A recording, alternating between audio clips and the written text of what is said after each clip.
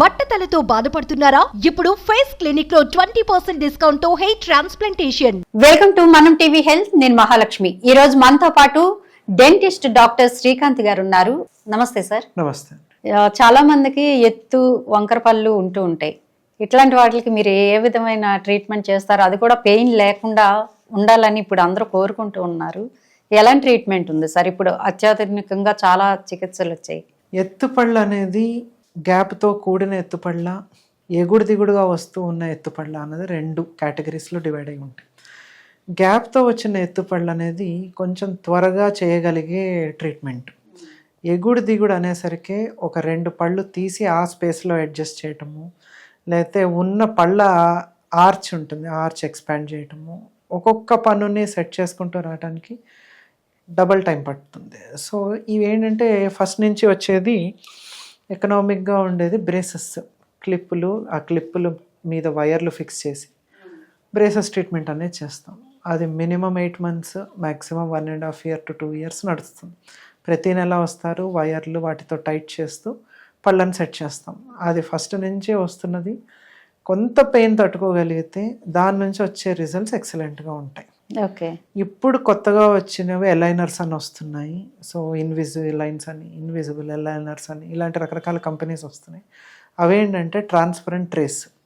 అవి నోట్లో ప్రతి 2 వారాలకు ఒక్కొక్క సెట్ పేషెంటే పెట్టుకుంటాడు. ప్రతి 2 వారాలకి 2 వారాలకు ఒక సెట్. ఓకే. సో అలా 10 సెట్ల, 20 సెట్ల, 30 సెట్ల అన్నది డ్యూరేషన్ బట్టి ఒక సెట్ 2 weeks వాడి మళ్ళీ నెక్స్ట్ సెట్, అలా మొత్తం 2 ఏళ్లకో, ఏడాదికో, 10 నెలలకో అన్నది సెట్స్ మేము ఇచ్చేస్తాం. అతను ఏ ఊర్లో ఉన్నా, ఎక్కడున్నా, ఏదున్నా కంటిన్యూస్గా తను పెట్టుకుంటూ ఉంటారు పేషెంట్. సో మొత్తం పేషెంట్దే బాధ్యత. రిజల్ట్ వచ్చిందా రాలేదా అన్నది ఇంకా డాక్టర్తో సంబంధం ఉండదు.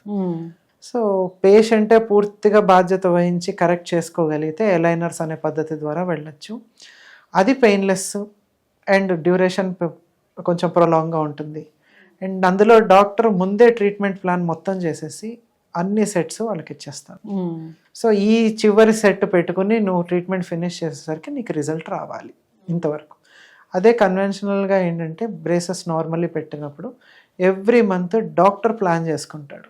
ఈ నెల ఇంత జరపాలి, ఈ నెల ఇంత టైట్ చేయాలి, ఈ పన్నుని ఇంత సెట్ చేసుకోవాలి అని అన్నది డాక్టర్ ఎవ్రీ మంత్ డివైడ్ చేసి ట్రీట్మెంట్ చేస్తారనమాట. సో ఈ 2 పద్ధతుల ద్వారా ఎత్తుపళ్ళు కానీ, సందుపళ్ళు కానీ, గ్యాప్ ఉన్నవి లేకపోతే లోపల సైడ్కి వెళ్ళిపోయిన పళ్ళు బయటికి రావడానికి కానీ ఇవన్నీ చేస్తారు. కొందరికి ఏంటంటే ఎత్తుపళ్ళతో జా కూడా ముందుకుంటుంది, ఎముక కూడా ముందుకు వచ్చేసి దానితో పళ్ళు ఇంకా ముందుకి ఉన్నవి ఉంటాయి.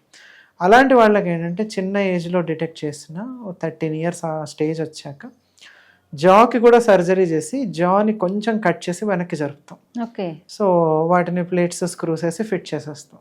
ఆ తర్వాత బ్రేసెస్తో పళ్ళని కొంచెం వెనక్కి లోపలికి తోస్తాం. సో జాతో స్కెలిటల్ బోన్ డిఫార్మిటీతో కూడా పళ్ళు ఎత్తు ఉండే ఛాన్సెస్ ఉంటాయి. సో అది కాస్మెటిక్గా జాని సెట్ చేసుకుని పళ్ళు సెట్ చేయాలి. కొందరికి ఓన్లీ పళ్ళు ఎత్తు ఉంటాయి, కొందరికి పై ఎముక వెనక్కి, కింద ఎముక బయటికి ఉంది, కొందరికి కింద ఎముక లోపలికి, పైన ఎముక బయటకి. సో అది ఈక్వల్గా సెట్ చేసి దాని తర్వాత నెక్స్ట్ 1 year, 1.5 years, 2 years పళ్ళని సెట్ చేస్తాం. ఇంచుమించుగా వాళ్ళు ఒక 2 సర్జరీలు ఫేస్ చేసి బ్రేసెస్ ట్రీట్మెంట్లోకి వెళ్ళాలి. ఓకే. అలాంటి వాళ్ళకి ఈ అలైనర్స్ అనేవి పనిచేయదు. వాళ్ళు పూర్తిగా డాక్టర్ని కన్సల్ట్ అయ్యి స్టార్టింగ్ టిల్ ఎండ్ డాక్టర్ని కన్సల్ట్ అయ్యి డాక్టర్ గైడెన్స్లోనే ట్రీట్మెంట్ చేసుకోవాలి. మైనర్ కరెక్షన్స్ కొన్ని కాస్మెటిక్గా చేయగలిగేది, వాళ్ళు ఈ ఊర్లో ఉండరు, ఈ పలానా డాక్టర్నే కన్సల్ట్ అవ్వలేరు, వాళ్ళు వాళ్ళ చేతులతో వాళ్ళే సెట్ చేసుకోగలరు అని అనే వాళ్ళకి అలైనర్స్ ప్రిస్క్రైబ్ చేస్తాం. వాళ్ళు ఏ రాష్ట్రంలో ఉన్నా, ఏ దేశంలో ఉన్నా వాళ్ళు సెట్స్ తీసుకుని వెళ్ళిపోయి వాళ్ళు సెట్ చేసుకుంటారు.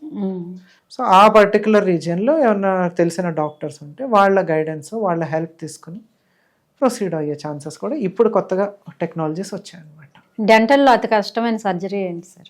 డెంటల్లో అతి కష్టమైన సర్జరీస్ అంటే సర్జరీ పరంగా కష్టం ఉండదు, కానీ దాని అవుట్కమ్ అనేది రిజల్ట్ కొంచెం బయాస్డ్గా ఉంటాయన్నమాట. మెయిన్ ఈ సిస్ట్లు కానీ, ట్యూమర్స్ కానీ ఇలాంటివి.